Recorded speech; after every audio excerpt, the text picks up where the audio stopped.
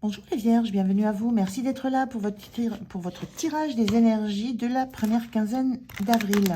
Donc du 1er au 15 avril 2024. Donc je le dis à chaque fois, mais c'est important, on est sur YouTube, c'est un tirage général intuitif. Donc ça ne peut pas parler à chacun d'entre vous. Prenez uniquement si ça résonne, sinon laissez passer. Alors, je commence. Donc déjà, les jeux que j'utilise sont en barre de description. Et je vais commencer par un premier message pour l'énergie qui vous accompagne sur cette quinzaine, les Vierges. Allez, c'est parti.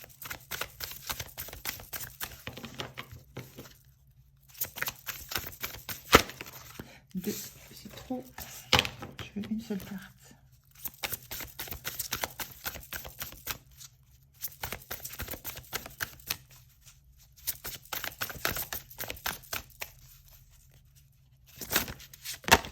Là, voilà. On a « Ouvrez la marche, soyez un leader, montrez aux autres comment faire. Vous pouvez aider les autres. » On est dans l'histoire d'Alice, où Alice ramène un peu tous les naufragés sur le sec, après qu'ils aient passé du temps dans l'eau et qu'ils aient risqué leur vie dans l'eau. Donc il y a cette notion d'amener les gens là où vous voulez qu'ils aillent pour qu'ils se sentent en sécurité.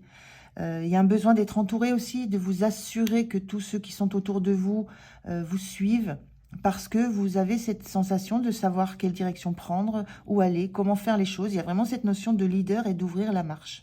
Donc cette carte est sortie de façon un peu neutre. Donc voilà, il y a cette énergie sur la semaine, d'avoir... il y a aussi ce besoin d'être reconnu comme étant la personne vers qui on se tourne pour connaître la direction à emprunter. Il y a d'avoir besoin d'être reconnu en tant que la personne ressource, la personne qui saura quoi faire, où aller, comment faire. Donc il y a un petit peu de cette idée-là.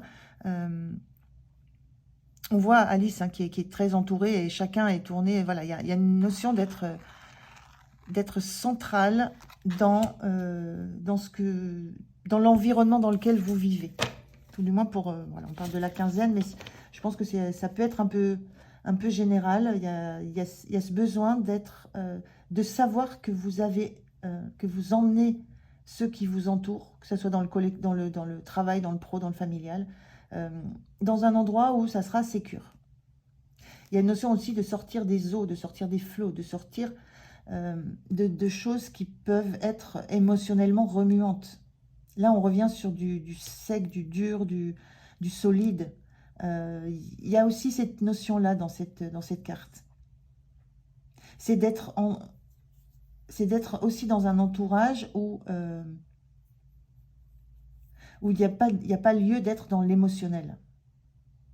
Il y a une route, il y a un chemin, il y a quelque chose à faire, il y a une voie à emprunter. Mais on sort de tout remous émotionnel pour ça. Il y a besoin d'être dans un endroit où on est aussi sécure de ce côté-là. Alors, je regarde la situation avec le tarot. La situation, comment vous vous sentez, le point de soutien, le point de vigilance, l'énergie, fin de la quinzaine. Je couperai le tirage au montage parce que je me suis aperçue que accélérer la vidéo, ça désynchronise le son et l'image. Et j'ai encore pas trouvé la solution. Donc voilà, donc je fais le tirage, je vous retrouve de suite et je découvre évidemment les cartes en même temps que vous.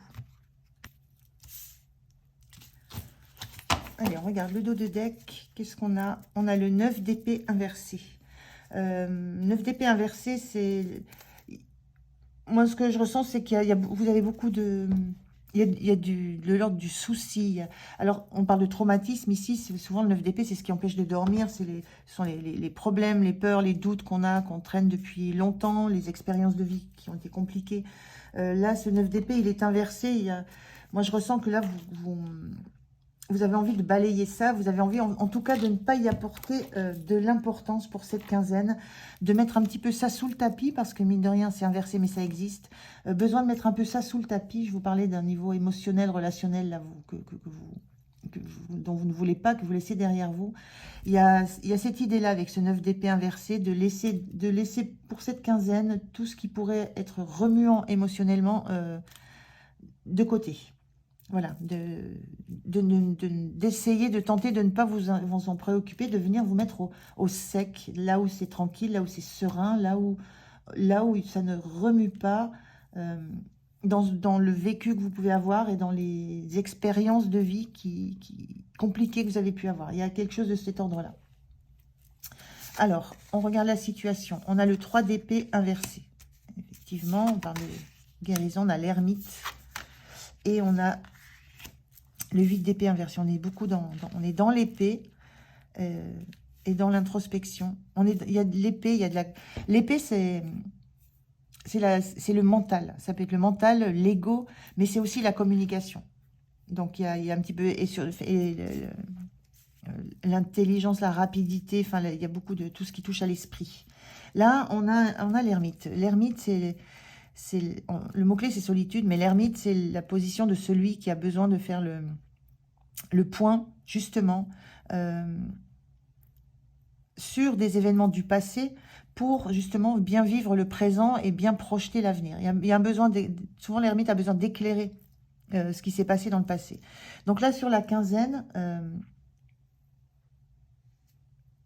à la fois, vous avez envie de mettre de côté toutes ces doutes, toutes vos expériences de vie qui ont été compliquées, besoin d'être au sec par rapport à ça, de vous sortir de tout ce qui pourrait émotionnellement vous secouer. Et en même temps, il y a des temps, il y a un besoin quand même de... Il y a un besoin j'allais dire un besoin de solitude. Il y a besoin, à un moment donné, de vous plonger là-dedans. Et c'est comme, à la limite, c'est comme si quelque chose vous y ramenait de façon assez régulière. Il y a peut-être pour ça qu'il y a ce besoin d'être très, très entouré. Là, vous emmenez, vous embarquez tout le monde avec vous dans quelque chose de stable, de rassurant, de solide.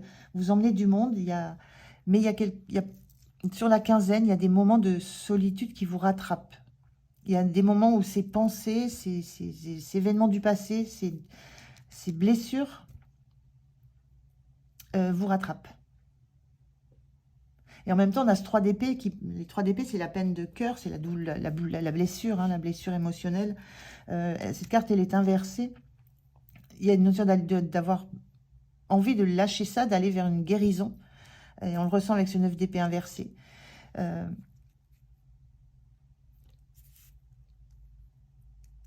Et là, ce 8 d'épée, encore de l'épée, qui est aussi inversé. Le 8 d'épée, c'est justement quand on a ça parle aussi d'anxiété, mais il est inversé. C'est là, vous affrontez vos peurs. Vous savez que vous avez les outils pour sortir d'un enfermement dans lequel vous pouvez vous trouver un petit peu installé. Vous avez les moyens de vous sortir de ces angoisses qui montent de temps en temps.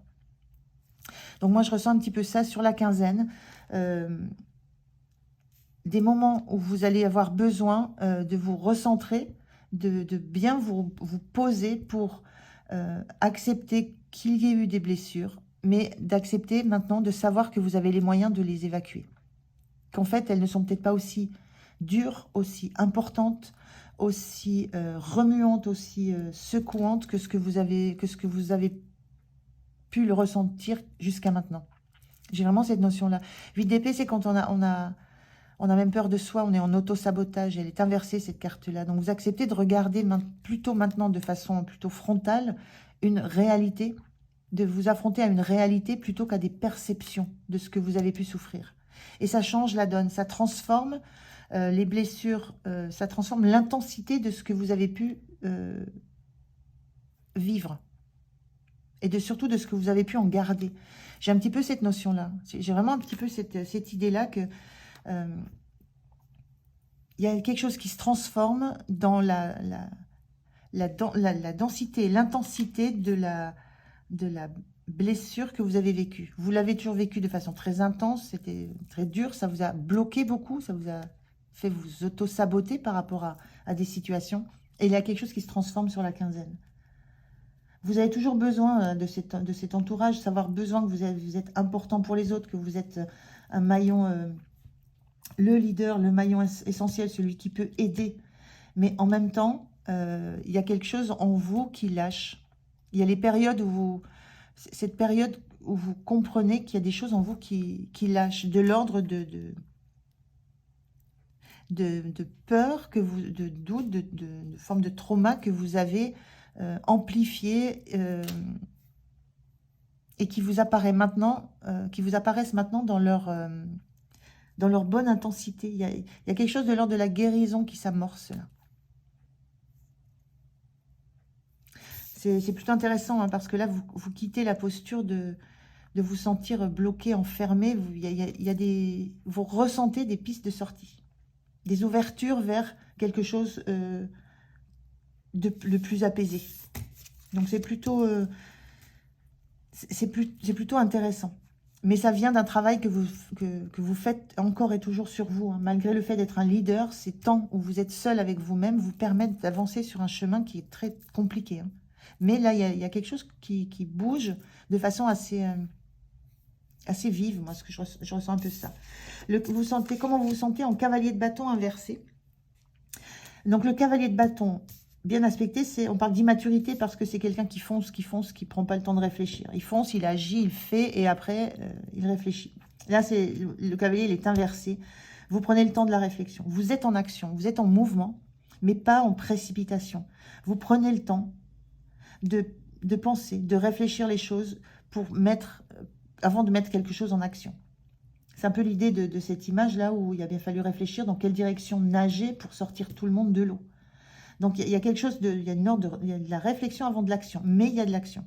Vous avancez, vous bougez, vous êtes en mouvement et plutôt en confiance dans la direction dans laquelle vous allez parce qu'il y a de la réflexion, il y a beaucoup de réflexion derrière. Et il y a de la réflexion qui s'appuie sur des expériences, des échecs, des douleurs. Donc, il y a ce besoin de sécuriser la direction dans laquelle vous allez et de sécuriser le parcours, le trajet. Et l'objectif, l'arrivée, le point d'arrivée, le point de chute. Et là, on vous sent comme un meneur. Hein. C'est vous qui avez le bâton de parole, le bâton de direction. Ce qui vous soutient, le hiérophante, ce sont les conseils. Le hiérophante, ça peut être quelqu'un vers qui vous vous tournez pour avoir des conseils. Ça peut être un thérapeute, ça peut être un très bon ami, ça peut être quelqu'un de la famille. C'est une personne en qui vous pouvez avoir confiance et vers qui vous pourrez vous tourner pour questionner. L'idée de conseil, ce ne sont pas des injonctions, il y a une notion de chercher des clés, de chercher des solutions, de chercher des clés de compréhension surtout. On est beaucoup dans le mental là. Hein.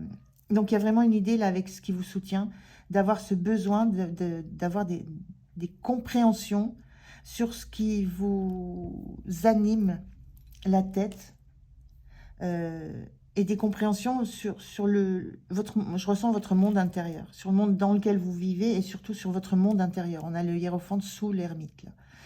Vous avez besoin de clés de compréhension parce que petit à petit, vous sentez, c'est comme s'il y avait des verrous qui sautaient. Ce 8 d'épée, je le trouve très, très intéressant, très puissant dans votre tirage. Il y a des verrous qui sautent, il y a des vérités qui vous apparaissent et qui vous permettent de voir la réalité de qui vous êtes, la réalité de ce que vous avez vécu. Et ça fait... voilà, ça remet les choses en place, en fait. Mais pour faire ça, il faut être dégagé de ce que ça renvoie émotionnellement. Et c'est ce que peut faire cet ermite associé au hiérophante qui a besoin de clés de compréhension. Le point de vigilance, on a ce valet d'épée qui est inversé. Le point de vigilance, c'est justement n'arrêtez pas de chercher, n'arrêtez pas d'essayer de comprendre, n'arrêtez pas de chercher des pistes, de chercher des informations. En fait, c'est ça. Le valet, il est souvent considéré comme l'étudiant du tarot qui a besoin de comprendre les choses, qui a besoin d'éléments tangibles, concrets. Donc là, on vous dit n'arrêtez pas, ne vous arrêtez pas en route. N'arrêtez pas de chercher ce qui vous bloque, de chercher pourquoi ce que vous ressentez vous met dans un tel état d'anxiété, n'arrêtez pas d'aller chercher les clés qui vous permettront de vous sentir complètement en confiance dans ce que vous êtes. Donc, on ne dit pas je vous ai dit, l'ermite, c'est une position... Voilà, vous y revenez de temps en temps. Vous avez besoin de cet entourage, d'être entouré, d'être le leader dans ce que vous faites, dans le côté pratico-pratique. On est sur du sable, sur de la matière. On est dans de la matière, là. Mais il y a des moments où vous avez besoin de vous replonger justement dans tout ce qui est haut, dans tout ce qui est émotion. C'est pas du continu, vous n'êtes pas sur une recherche en continu. Mais quand c'est là, quand c'est le moment, allez creuser. Ne lâchez pas la recherche de cette vérité. Vous avez besoin de... Vous cherchez la vérité, en fait. Hein. Quand on a l'ermite et le hiérophant, vous êtes en recherche de vérité sur vous. Alors, sur la fin de la quinzaine, on a le 2 de coupe inversé. Sur la fin de la quinzaine, il y a une difficulté d'être... vous avez encore du mal à être en relation de vous à vous. C'est ça que je ressens. Parce que le niveau relationnel... alors, niveau relationnel, mais j'allais dire dénué d'émotionnel. On est bien quelque chose, on est bien sur du sable, on n'est plus dans l'eau.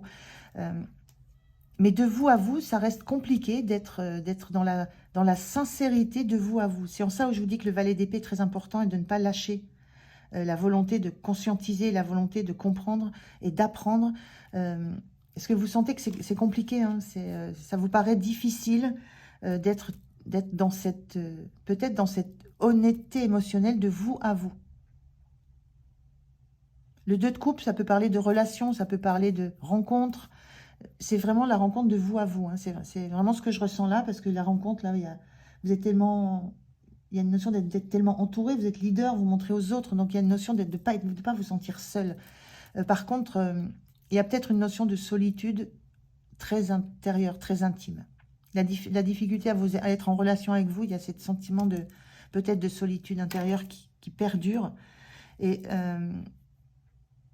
c'est en ça qu'on vous dit de ne pas abandonner, d'aller au bout, d'aller au bout de toutes les compréhensions de ce qui vous a blessé, de ce qui vous bloque, de ce qui vous empêche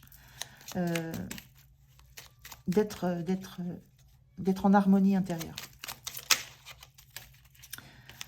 Alors, ce qui ne se voit pas de l'extérieur, hein, d'ailleurs. Alors, un message pour vous. Apparence. Laisser de côté tout jugement envers toi ou envers autrui te permettra d'admirer une autre réalité. Chaque personne expérimente à sa façon. Ne brusque pas les choses. Adapte-toi à chaque situation.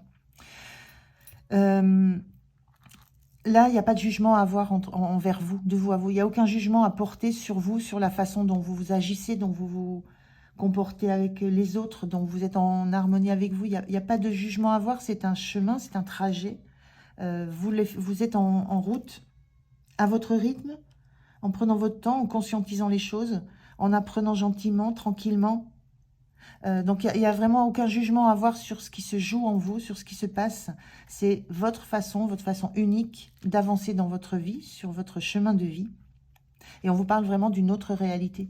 Ce 8 d'épée inversé, c'est une autre réalité. C'est pas la réalité que vous vous êtes forgé, c'est pas la réalité que vous avez en tête. Il y a de l'ordre de quelque chose de différent qui vous apparaît. Il y a une vision différente de votre passé qui vous apparaît. Voilà les vierges, j'en ai terminé pour votre guidance. J'espère qu'elle vous aura parlé, qu'elle vous aura un petit peu éclairé. Merci de m'avoir écouté, je vous souhaite une belle quinzaine. Prenez soin de vous, je vous dis à tout bientôt. Au revoir.